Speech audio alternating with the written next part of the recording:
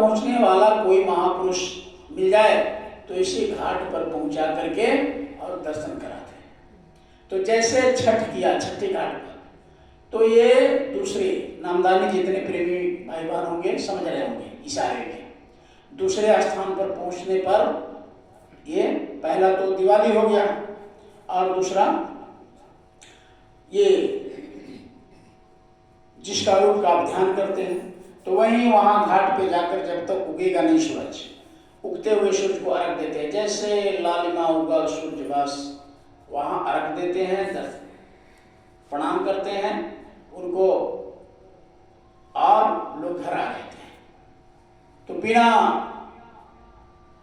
सूर्य के निकले, बिना दीनानाथ के उदय हुए कोई घर नहीं आते।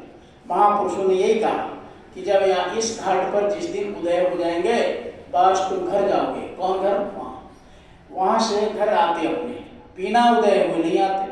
तो वही महापुरुष कहते कि यहाँ जिस दिन उदय हो जाएगा तुम वापिस अपने घर जाओगे। तो दिवाली हो गया, छठ। अब छठ के बाद ये गंगा स्नान पड़ता है। क्यों पड़ता है?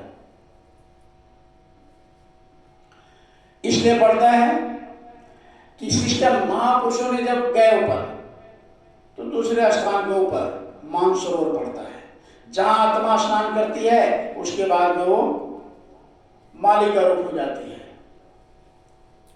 तीसरे के बाद चौथा माली का रूप हो जाता है। जैसे मालिक है वैसे वो हो जाता है। उसमें कोई भेदभाव नहीं रहता, आत्मा स्त्री का है कि पुरुष का। ये त्रिवेणी के नीचे, मानसरोवर के नीचे ये भेद रहता है कि यह आत्मा पुरुष का है, ये स्त्री का। जैसे आप यहाँ देख रहे हैं स्त्री पुरुष, लेकिन मानसरोवर का स्नान करने के बाद में कोई स्त्री पुरुष का कोई भेदभाव नहीं रहता है। उसमें स्नान करने के बाद में ये आत्मा का जो भी इस पर पाप पुण्य लगा रहता है वो सब खत्म,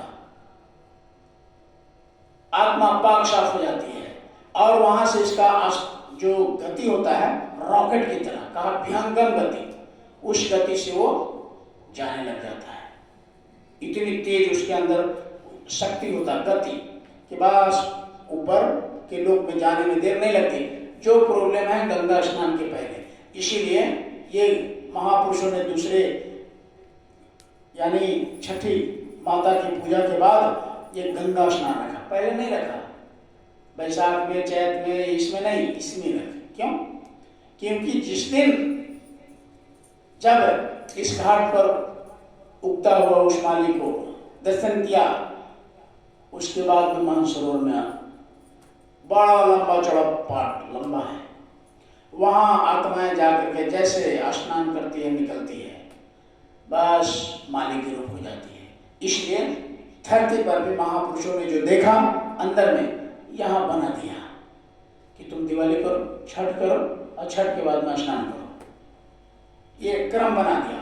अब आएगा होली, होली के बाद में कोई पूजा नहीं होता, कोई पर्व नहीं। फिर नाग पंचमी आएगी, शुरुआत होगा। तो होली का मतलब जहां से आत्मा आई थी वहां होली आ, जहां से आई थी वहां पहुंच गई। इसलिए ये महात्माओं ने 12 महीने का ये सभी रखा, सबके अंदर भेद। तो ये बिना महापुरुष के कोई बताएंगे नहीं, कहीं भी चले जाइए कोई बिना महापुरुष के ये भेद नहीं बताएंगे। गुरु महाराज ने बहुत साफ साफ बताया, तभी महात्माओं ने कहा चलो, अभी दुनिया वाले गए हम, कुछ आप लोग भी कहीं गए, इसलिए मैं सुबह का कार्यक्रम